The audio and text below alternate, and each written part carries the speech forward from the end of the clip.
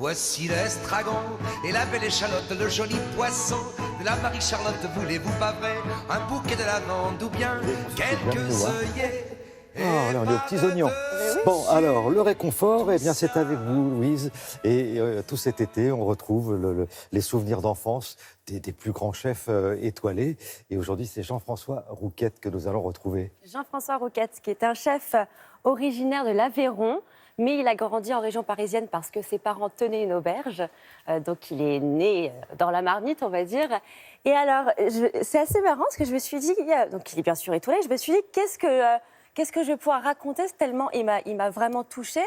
Et en fait, je me sens un peu analyste, je me sens un peu médecin analyste avec ces chefs, parce que chacun a quelque chose, pas à soigner, mais voilà, ils sont tous... Et alors, Jean-François Rouquette, lui, c'est...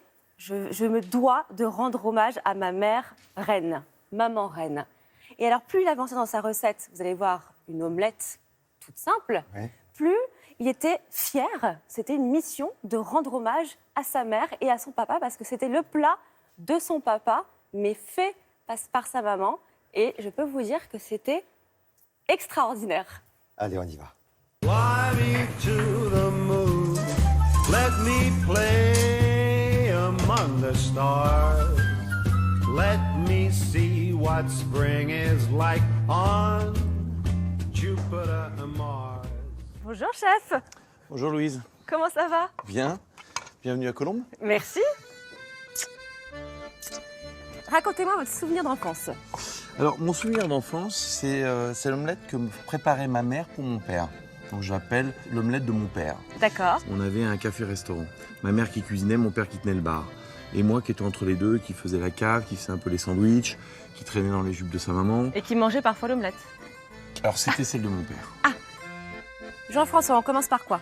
Alors, on commence par émincer tous nos éléments. Donc, j'ai émincé très finement le lard fumé. Très bien. On va prendre quelques jolies feuilles d'oseille. Donc, feuilles d'oseille. Pour l'acidité. Pour l'acidité, ça c'était. C'est vrai que nous, enfants, on n'aime pas l'oseille. Là, on va l'aimer. On va l'aimer, tout à fait. Voilà. C'est une omelette un peu copieuse. Hein. On met de la garniture. Oignons, évidemment. On se mettait jamais vraiment à table. Mais il y avait quelqu'un qui avait un peu son menu favori. Mon père, lui, c'était vraiment son omelette. Comment il s'appelait, papa? Il s'appelait Pierre. Pierre. Donc Pierre avait son omelette. Pierre Rouquette avait son omelette, tout à fait. Et Reine Rouquette, qui s'appelait, c'était le prénom de ma maman, Reine. Donc elle était la chef de sa cuisine. C'était une toute petite cuisine familiale. Il y avait beaucoup d'amour dans cette famille. Ah oui, on essayait. Le verre de blette que j'ai émincé. Parfait. Une fois qu'on a taillé nos garnitures, qu'est-ce qu'on fait? Alors on va les faire suer tout doucement avec une goutte d'huile d'olive dans une cocotte. Pendant ce temps-là, on va préparer notre mélange avec nos œufs. On va mettre une cuillère de farine. Donc pour donner un petit peu de consistance, j'imagine. Ah oui, il fallait que ça tienne un petit peu, hein. Il fallait que ça tienne au corps. Un peu d'huile. On met une pointe de sel. Ça sent bon, moi j'ai hâte. On va casser l'œuf. Un peu de lait, évidemment, parce que il n'y a pas de bonne chose qui se fait à la campagne sans un peu de lait. Évidemment, pointe de sel. N'oublions jamais l'assaisonnement.